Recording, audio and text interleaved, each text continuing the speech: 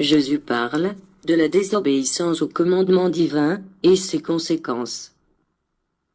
En cette aube de commémoration, je vous demande, qu'avez-vous fait de la loi que, par le biais de Moïse, j'envoyais à l'humanité? Ces commandements furent-ils seulement destinés aux hommes de ce temps-là? En vérité, je vous dis que cette graine bénie n'est pas présente dans le cœur des hommes, parce qu'ils ne m'aiment pas, ni ne s'aiment les uns les autres. Ils n'honorent pas leurs parents ni ne respectent ce qui appartient à autrui. Par contre, ils s'enlèvent la vie, commettent l'adultère et se déshonorent. N'entendez-vous pas le mensonge sur toutes les lèvres? Ne vous êtes-vous pas rendu compte de la manière dont un peuple subtilise la paix aux autres peuples? Et, cependant, l'humanité prétend connaître ma loi. Qu'en adviendrait-il des hommes s'ils oubliaient totalement mes commandements? Au cours de la seconde ère, après son entrée dans Jérusalem, Jésus observa que le temple, lieu consacré à la prière et au culte, était converti en marché, et le maître, plein de zèle, expulsa les profanateurs en ces termes: « La maison de mon Père n'est pas un lieu de commerce. » Néanmoins, ceux-ci étaient moins coupables que les véritables êtres chargés de guider l'esprit des hommes vers le respect de la loi de Dieu. Les prêtres avaient converti le temple en un lieu où régnaient les ambitions et la grandeur, et ce royaume fut détruit.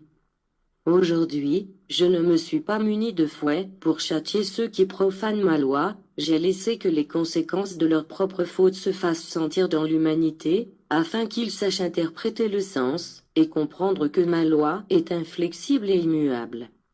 J'ai montré le chemin à l'homme, le droit chemin, et s'il s'en écarte, il s'expose au risque d'une loi juste, parce qu'en elle se manifeste mon amour. Je viens pour reconstruire mon temple, un temple sans mur ni tour, parce qu'il est dans le cœur de l'homme.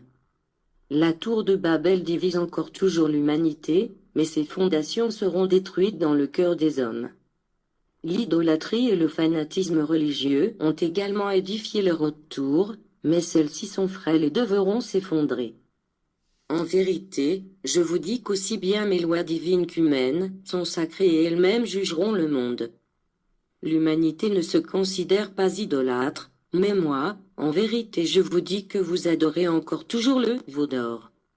Le chaos a refait son apparition parce que la vertu n'existe pas et, là où il n'y a pas de vertu, il ne peut exister de vérité. Ce n'est pas que la loi que le Père confia à Moïse manqua de vigueur, ni que la doctrine de Jésus s'appliqua seulement au temps passé. L'une et l'autre, en leur essence, sont des lois éternelles, mais reconnaissez qu'elles ressemblent à une fontaine, dont personne n'est obligé de boire les eaux, et que tout un chacun qui s'approche de cette source d'amour agit par sa propre volonté. Faites une juste interprétation de mon enseignement, ne pensez pas que mon esprit puisse se réjouir à la vue de vos souffrances sur la terre, ou encore que je vienne vous priver de tout ce qui vous est agréable pour en jouir. Je viens pour vous faire reconnaître et respecter mes lois, parce qu'elles méritent votre respect et votre soumission et, enfin, parce que votre obéissance vous apportera le bonheur.